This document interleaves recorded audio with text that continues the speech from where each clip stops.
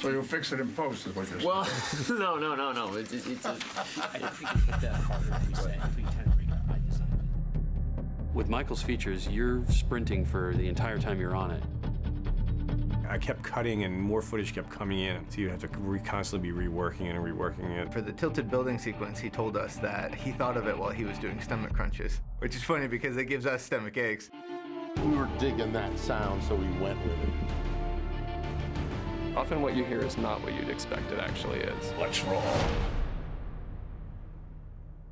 You know you've made it in this business when Michael Bay is sitting with you and you're rushing to get something done because Steven Spielberg is 2 minutes away and he's coming in any second to look at your cut. I think that's good. Joel had been on the second movie. Roger had been on the first 2 movies. And Billy, this was his first time. We just hit it hard very quickly, going into complicated scenes and trying to build sections so that we can start feeding the beast, which is the effects pipeline. Whatever scenes come in, we just take them and start working on it. And we show them to Michael, and then he looks at them, gives us notes, and he may send it to another editor, or he may keep the same editor on it for a while. But the reason why Michael likes more editors is to get a fresh eye on the sequences. Like, he'll give the same sequence to 2 editors, and he'll take, oh, that part's pretty good in that sequence, that part's pretty good in that sequence, let's mix them up, let's look at it again. He had me and Joel cut the same scene at the same time, and it took about 4 or 5 days to cut it because there was so much footage. Instead of one brain working on it, you've got, 3 brains. He uses our editorial perspective the best way he can. So, did you guys do anything different here with the... In editorial, you immerse yourself to the point sometimes where you can fool yourself that something is working because you know the geography of where everything is and who is who and what robots are what robots, but it's really important to step outside of that and try to get fresh eyes on it. The best thing a director can give you as an editor is the ability to make a wrong choice, because you don't want to get so tied up in knots about getting it perfect that you don't think outside the box. I mean, I've done other visual effects movies before, but never as big as this, and never with as many empty plates. You cut these scenes together, and Michael shoots just hours of plates for each scene, and sometimes you literally don't know whether it's a camera reset or it's supposed to be a shot. I work together with Digital Domain, cutting sequences together. And one example is the scene in Dylan's mansion where Dylan reveals that he works for the Decepticons. There's a scene in there where one of the Decepticons grabs Carly and pulls her into the car, but he's a robot and he turns into a car. All that scene is just, when it's shot, it's just her on a rope being grabbed and pulled up, and and then there's a shot of a blank street, the mansion in the background. And what I do is I build it all just with the plates. I consult with them. They kind of tell me a little bit about where things that go. And it's just a constant back and forth, just kind of putting it together and making it the most exciting that it can be. Roll 3D. Rolling. When people said Transformers 3 in 3D, everyone thought, oh my God, that's the movie I want to see. And then we all said, how the are we going to do that? The amazing thing about 3D is it actually focuses the audience on what action you want them to actually see. It does change the cutting pattern a lot. 3D is very bad when you do this. It strobes. It's got a lot of problems there. I'd slow down my style. I did a lot of master shots. You kind of have to hold shots a little bit longer. There's a lot to look at. Not only the kinetic imagery that Michael shoots, but it's the kinetic energy of the animation within the frame. As editors, we're cutting lengths of shots, but we've got a whole, company or two of visual effects artists who are editing within the frame. And it's all that editing within the frame that makes pulling off the 3D really challenging. Just because we lock down a shot length doesn't mean the work is done. All we're doing is saying, we want this shot from here to here. ILM, go to it. We like the human performances in the shot. And then once they start working on the robot animation, there is a process where that animation is temp, and then it gets finer and finer until it's locked. It's a lot to figure out. There's a lot of scenes everybody's going to be talking about. The bat suits is a huge sequence. I mean, that's amazing. The Birdman dailies are just sick. I mean, it's insane what these guys are doing. I'll never forget, in looking at the dailies, some of the scariest stuff for me is these shots when they jumped both out of helicopters and off the top of some of the tallest buildings in Chicago. And they had these cameras looking off the face of the building where these guys wearing these helmet cams would peer over the edge, and that gave you this perspective shift. It just made your stomach churn, and it was really fun to cut that stuff. I remember the very first test screening, there was a kid, goes, "You gotta take that scene out." This was when it was a rough cut. I'm like, "Why?" He says, "You can't do that." I said, "Well, let me just tell you, all but 2 of those shots are real." Michael does not like to lean on CG any more than he has to. Even though we're talking about a Transformers movie with 60-foot tall robots running around.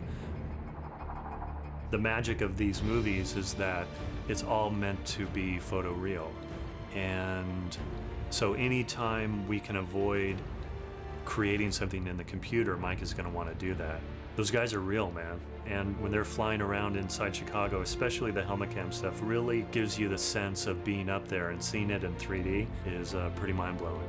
It looks sick. I've skydived before, but this is nothing. I mean, what I've done is stupid.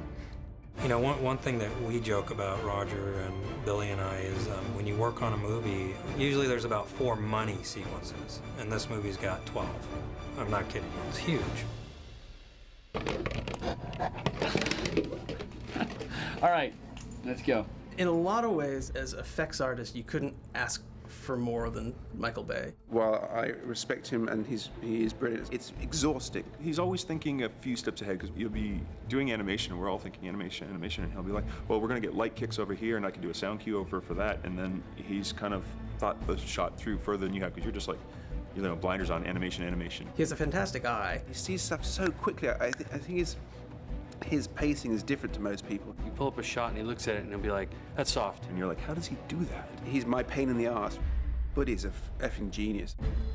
Review sessions with Michael are very interesting because you never quite know what you're going to get. The transmissions would go every day, and it's laborious. It's just shot by shot, pixel by pixel, light, you know. He's looking at the shot, and he's in there maybe biting on his shirt, and you're like, what's he thinking? He's not saying anything. And, okay, that's as close as you're going to get to, it looks great, guys. So, boom, next shot, you bring it up. Next shot comes up, he's looking at it, and one word you don't want to hear is the G word. Guys, like, oh, God, here we go. And if it's one guys, you're okay. Terrible looking, guys. Guys, I don't like all the blue. We can deal with that, you know. Then it's guys, like, and your head just keeps going down with every guys. It's just like, you get the 21 guys salute, and you're back to blocking. Guys. Is that what I do? He's really great about interacting with the artists, and they love it as well. What are those little things coming by, like fireflies? Little bugs. I love them. Give that guy, that woman, $25. This is beautiful. Who is that? Wayne, I'll pay you back. Just give the money, all right? Simon Twain. All right. Simon Twain. All right, $25. Simon. All right. Just send me a bill when you're done. That's good. Too long here, but Shit. Shit's a very descriptive word. so They understand all different iterations of it. that's trying to make it pop. Bullshit, you know, it's just some more shit. Shit. Just adds a little more shit to it. I don't give a shit. I have a very good rapport with the ILM guys, you know? So we've known each other for so long. They're firing on all cylinders right now. This is a finely honed team. He's great with really pushing the realism of the characters. We don't like fake CG. I love how you did the gun. The gun has really come a long way. It looks amazingly real. Do we want to do some skidding stuff? Let's talk about that. Smoke. I know, but the wheels, would you try to, you gotta, let's talk animation of the wheels. They'll definitely tell you if something's not working right to your face. No BS about it. Well, Bumblebee looks up. Ferrari still looks so up. Sideswipe is a little lame. Something we've learned from the first two is not to challenge him. Where are the bricks? Come on, you're telling me that's where they all land? I don't think we turned any off. Am I missing something? He remembers it all, and it's kind of insane. I know on the plate we can see him sooner than that. His hair, didn't you have like a different look of his hair? Don't we have to make it go all the way up? Not yet, not in this shot. Ah, yeah, gotcha. Okay, all right. Just testing you. You passed. Yeah. I give them a lot of creative freedom. Show me. DD did exactly that. He actually helps us improve our work, and I appreciate that. I'm really pleased with the work we've done on this movie. It's taken a lot out of me, but at the end of the day, I'm very proud to be associated with those images and the work that everyone here has done. The moon in particular. In the moon sequence, we got pretty accurate data. Japan sent up a probe and basically laser scanned the moon. We're doing a lot of shots on the moon, so we're trying to figure out what the look of the actual moon surface is supposed to be, which is kind of what this is. How to take it from kind of more of a gray shaded, low-res model of the moon surface to try and apply like a look that actually works. We start out with 6 gravity, moon silt, and robots and such. As these ships pull themselves out of the moon's crust and all the silt that's around them and break things are free, we get to have that elegant ballet of motion that we're not used to down on Earth. The protoforms, Michael liked them when they ran at a certain rate. We had a bunch of different speeds. And Mike also wanted this quad run. So we took our biped, and fortunately he had very long gorilla arms and very long fingers. The speed of the run is tricky. You know how the Moonmen, they all move kind of slow so they don't like launch themselves for like a football field's length. But they looked better when they weren't running so slowly. We like had to work that out so that the speed was good looking, but not so fake. So the whole Cybertron being pulled through space to the Earth, I think originally we were forming a lattice that kind of formed the planet of Cybertron. So we started working in that direction. Early on, there's this beam that's kind of feeding the pillars with energy, and the pillars themselves here are kind of projecting some energy, and then we're transforming everything into we're actually like materializing the planet out of it. But then the further we got into this, then Michael Bay didn't seem to really like the idea of materializing the planet. And that's kind of when we got the change of direction from, I think, when he had a meeting with Spielberg and we got these awesome drawings. Steven Spielberg came over to Michael and did a drawing on a piece of paper. It's very scribbly, but Morton kept it. So I think the idea was, instead of materializing the planet, there was some kind of portal in space that the planet was being pulled through. So he really wanted to show the ring, the interface where the planet is kind of either materializing or being pulled through. So you can clearly feel that it's being transported from a different dimension or a different place. This is an early concept frame of kind of showing a little bit more of a orange kind of glowy portal. This is the first shot where the planet is actually starting to pull through.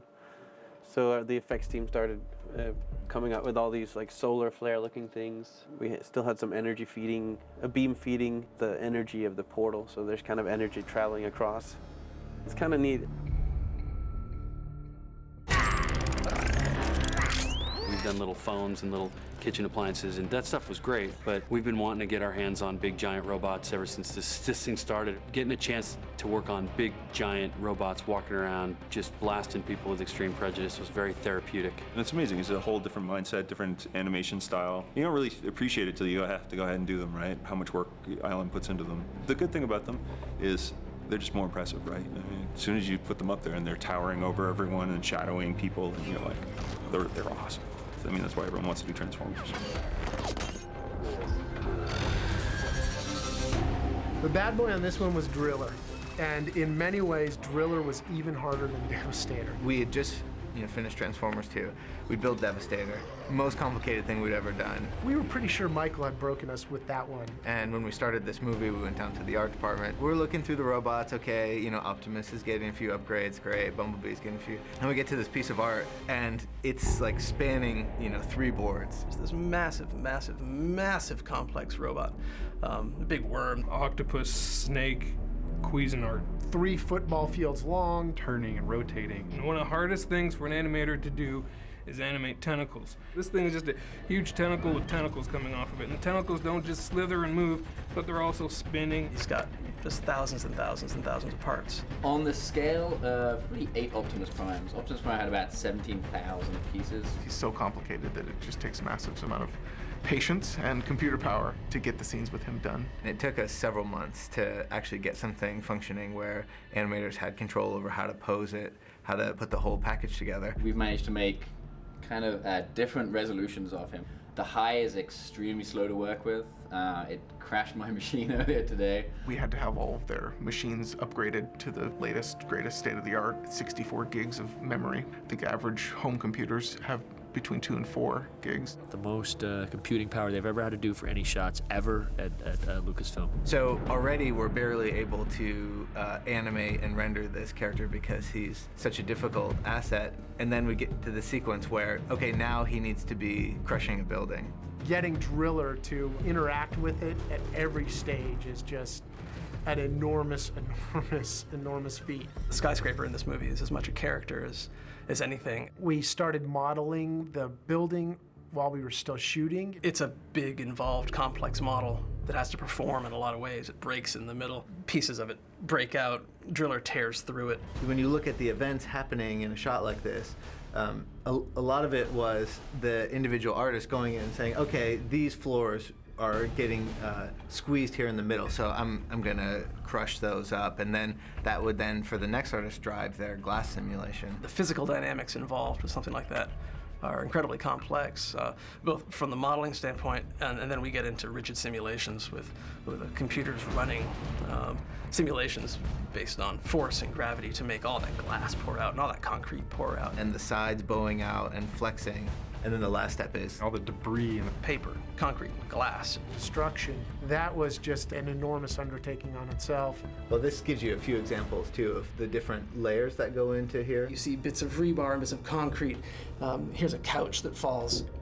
And we have libraries of things like couches and rebar and concrete. Window blinds. And the people working on these shots can pull from those libraries. It really is a layer cake of items to put together. If you were to sit down and read the script and go, how are you gonna do that? You know, and then seeing the way it is in the film, it's just like, man, we did it. No, I can't believe it, but there it is, and it looks pretty cool. It's a struggle for us to find the characters in these cold bits of metal. With the case of Sentinel Prime, Michael had always latched on to Sean Connery. He had a beard. We modeled him with sort of one eyebrow lifted up like this. He was sort of meant to seem regal. He's even got like a little tassel thing kind of hanging down and the big shoulder epaulettes. He's kind of this ultimate badass warrior who's also sort of an older general type. Well, Leonard Nimoy, he married Susan Bay, who was a cousin of mine. I finally got the kahunas up to email him. I said, Leonard, I'm just wondering if you would ever be interested to be a voice character in Transformers. And I've got this great role. It's a pivotal role in this movie. Would you be interested? And he's like, I'd love to. I'm glad to be back. I was on the very first movie. And it was great. With the voice sessions, what we do is we kind of get a bunch of it. Yeah. Do you know what I'm saying? And then we put it in, and then we'll come back and we'll touch up certain lines. Okay. You know what I'm saying? Yeah. So it kind of works All pretty. Well, let's just attack some stuff and see what it sounds like. Okay. He sort of, gave us this great old man performance with a really gravelly voice, and he really talked. Yeah, it was great. We couldn't have been happier when we started hearing some of the voiceovers coming in for us to be able to animate to. Always the bravest of us, Optimus. But you could never make the hard decisions. Our planet will survive.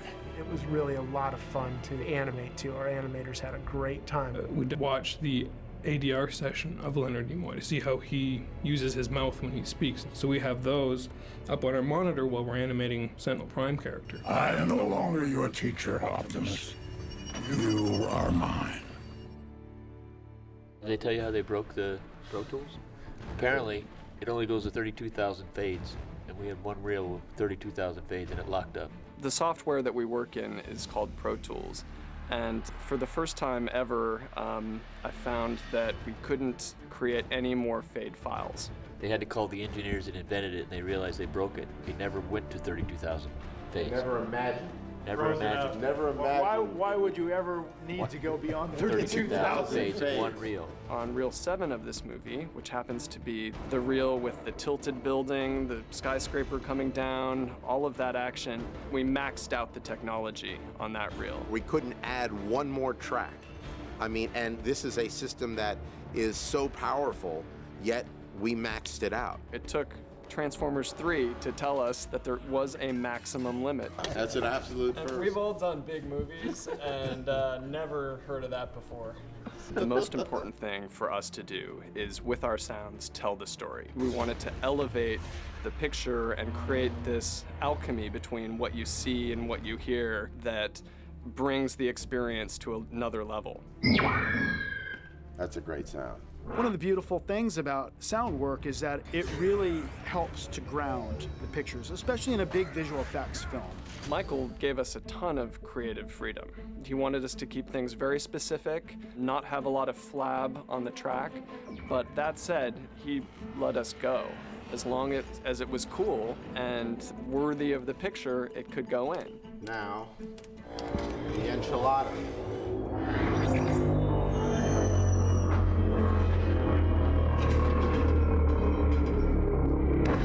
So that mothership coming down is an elephant vocal as he's diving down. If anybody out there wants to make a mothership crashing sound. Can't find a better sound team. What I love about them is they create so many sounds. They try to do things so different. In the very beginning of the process, we started recording sounds, collecting sounds.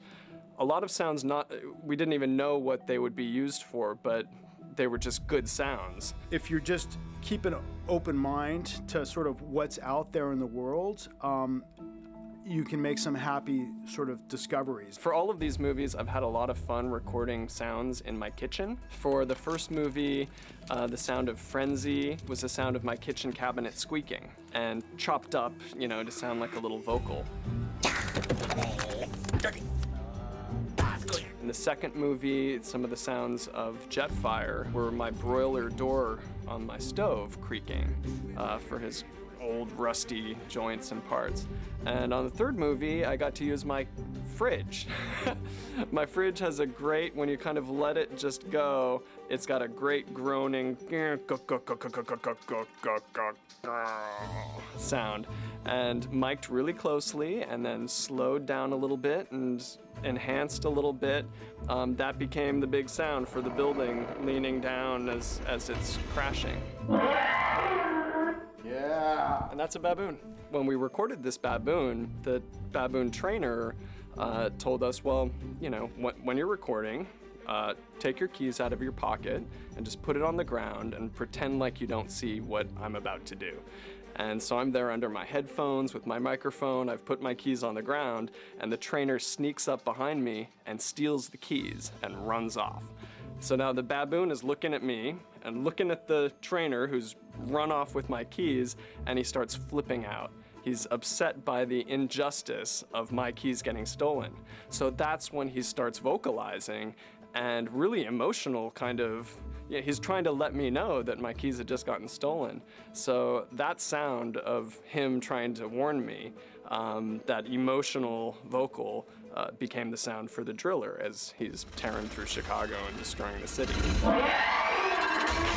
The driller is really one of my favorites in all the series.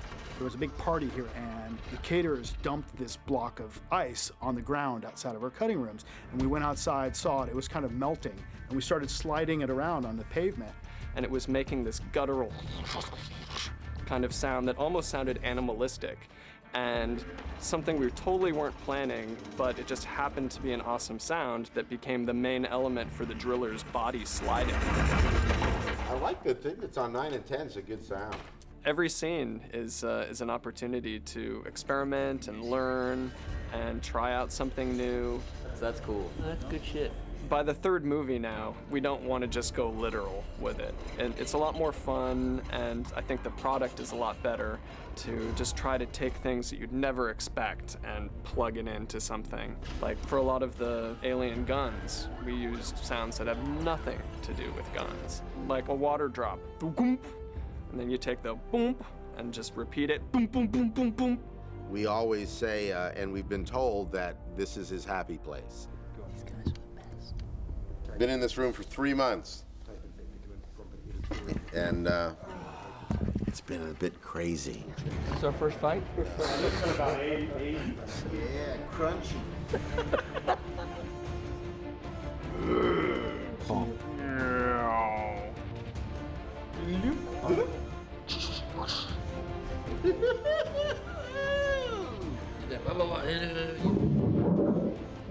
Lovely. Do you know what I'm saying? Certainly the most ambitious sound job we've ever done. I hope people get out there and just dig it, because we have.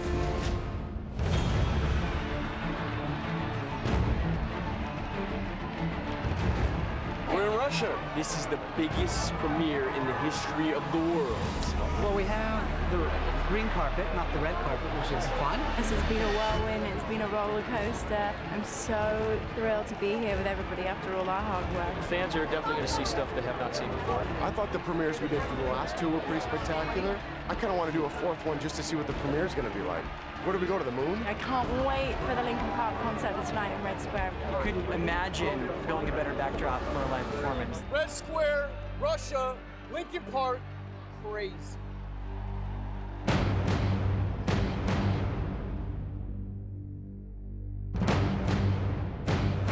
I am very proud of Transformers, including all the things that I've ever said bad about Transformers, because I think that those things needed to be said so that we could be the Transformers 3 that we became, honestly. And it is the best movie we've made. I had a blast working on this movie, and I feel very grateful to Mike and to everybody that believed in me and took a chance on me. You know, and Michael, I've never been around anyone that works as hard as him. He's totally dedicated to these movies. He spent 6 years of his life working on them every single day. You know, he works really hard, and the only way I felt like I could thank him for giving me this opportunity was by working really hard for him, which I hope I did. This crew and this cast, we've become pretty tight. I mean, this is now the third movie that I've worked with Tyrese and Shia, but, you know, I think especially you see it in Shia. You know, when we shot the first one, he was just a kid, and he's grown up. Watching Shia kind of grow up on these movies, you know, I've had to be kind of a father and a big brother to him. You know, you watch him become a man. You know, I know that sounds kind of trite, but that's the truth. He was a teenager, and now he's a man. He's a great actor, and, you know, I think the world of the kid. I've worked with a great crew. We were really a well-oiled machine. It was kind of like a big, gigantic Transformer family, and they've worked their hearts out on this one, and it really shows. One of the great and lucky things about working on films like this is that you get to travel and you get to see things that most folks don't get to see. With Michael, doors open. Pyramids and space shuttles and Lincoln memorials. There's so many things that we get access to as a film crew that are really, really special. For instance, I'd never been to Chicago. I think Chicago is one of my favorite cities in the world now. And you know, you get a chance to see places and live in places that you haven't been. I don't know if I ever would have got those opportunities had I not been in this movie. I think at the end of the day, I'm just very grateful for Michael giving me the opportunity early on and for letting me continue my character in these movies. And I've had a blast. I really have. It's hard to soundbite my 6 years with Michael, and it's very difficult, man. It's hard to encapsulate all these memories. I have 6 years of memories. It's hard to pick one. Yeah, that's good. You know, this has been 6.5 or 7 years. It feels like we never stopped. It's like we've all been this crazy family for 7 years. It's kind of been a magical kind of ride working with 3,000-4,000 artists, and remembering the very first day when I had the very first test screening in Arizona with 400 people, I'm like saying to myself, this is a dumb robot movie. I'm sure Paramount and Hasbro and all of us involved will want to do another one. My guess is we're going to do a lot of reimagining when we get there. You know there are going to have to be more of these movies. It's one of those just uber successful franchises, and it's grown in its potential instead of gotten weaker. That's a sign that people want to see more of it, and I think there can be more of them. It's very tempting to go back, you know, when I see Bumblebee's face, and it's just to think I'm handing it off to somebody else, you know. But I'm really in need of doing another movie right now. I'm just, I need something creatively to do something different. So maybe I just need to recharge my batteries. You asked me the question again.